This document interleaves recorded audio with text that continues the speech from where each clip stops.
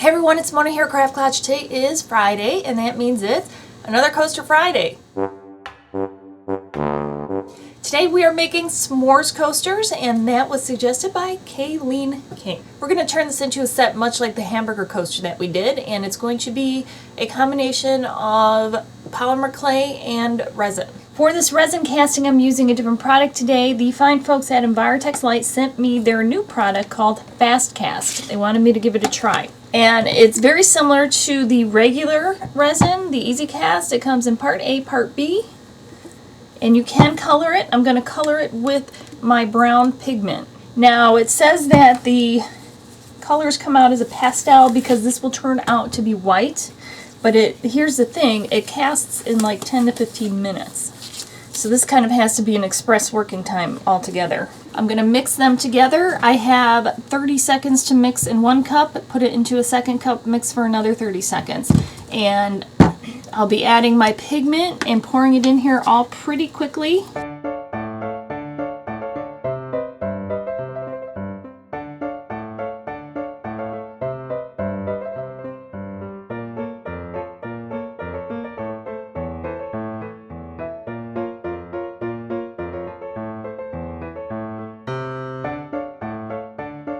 It's about 15 minutes later. I'm going to pop this guy out and see how it is.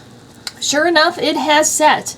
It's not rock solid yet, but it's getting there. Now this looks like milk chocolate to me. This does not look like a bar of chocolate. So I'm going to try it again, put in a little more of the pigment and see what happens. Now here's our piece of chocolate. Instead of looking like milk chocolate, it actually does look like a chocolate bar. And how I did it was I added black first and then I added some of the brown pigment.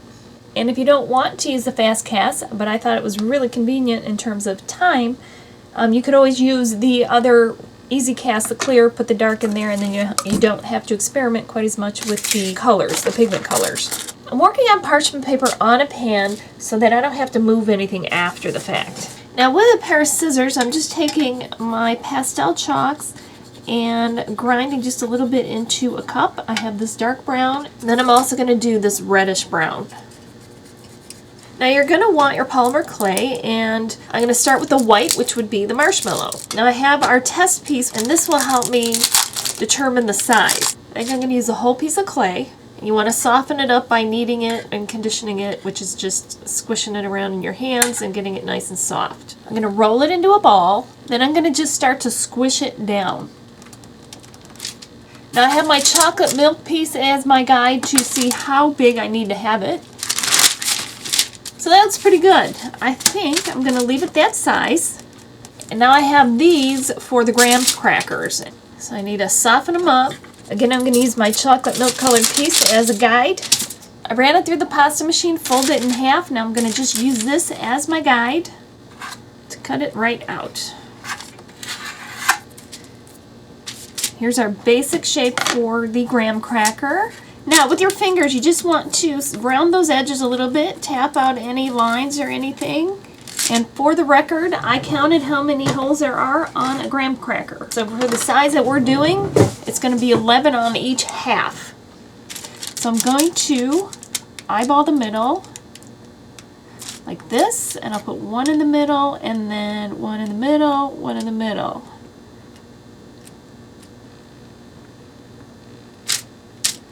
There you go. And I'm just using a needle tool. You could use a pen. You could use whatever you want. So now we have graham crackers. However, what we need to do is make them look a little more realistic. So I have a fuzzy paintbrush, and I'm going to take the pastels that I shaved. I'm going to start on the marshmallow, I think, and give it a little bit of a toasted look right on the edges here. I'm starting with the reddish color. Kind of blend it in. It's going to be darker in some spots than others. Don't worry about it. And then I'm going to go to the darker color. Okay, and you can take your finger and smooth it a little bit if you need. Now for the graham crackers, I'm going to use both of the same colors, and I'm going to go just around the edge so it has that baked look. I'll go down the middle, and I'll accentuate the dots a little bit too. Flip it over, soften the edges, and then add a little color just to make it look realistic on this side too, because you will see the other side. And then bake it according to the directions on the package of your clay. So here are our s'mores coasters. We got graham cracker number 1. We've got our piece of chocolate, our marshmallow, and our other graham cracker. And now we got a s'more coaster. And just like the hamburger coaster, you can display your s'more coaster on a little pedestal that you made from things that you found at the dollar store, like a candlestick and a little candle plate. If you haven't seen the hamburger coaster yet, be sure to check that out. It's a fun set too. And if you happen to be a big fan of marshmallows, you can add an extra one, which will give you an extra coaster. People can use them all as coasters. It'll look cute and it'll save your furniture. Let me know what you think of the yummy looking s'mores coasters in the comments below. And now we gotta do the fishbowl. Okay, it is time for the fishbowl. And if you want your idea added to the fishbowl, remember you have to add it to the most recent coaster video. Amy Martin Mandala.